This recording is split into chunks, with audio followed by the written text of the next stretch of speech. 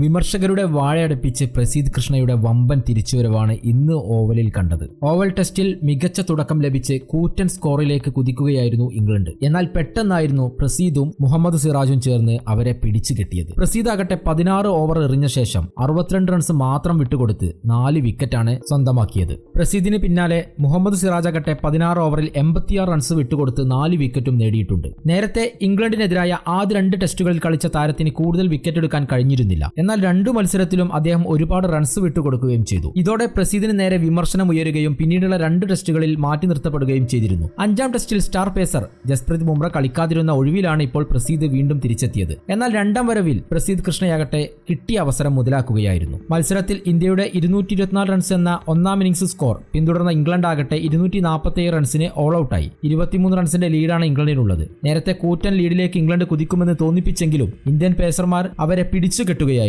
മുഹമ്മദ് സിറാജും പ്രസീദ് കൃഷ്ണയുമാണ് 4 വിക്കറ്റുകൾ നേടി ഇംഗ്ലണ്ടിനെ പിടിച്ചു കെട്ടിയത്. 2ാം ഇന്നിംഗ്സിൽ വിക്കറ്റ് നഷ്ടപ്പെടുത്താതെ ഇന്ത്യ ലീഡ് നേടിയിട്ടുണ്ട്.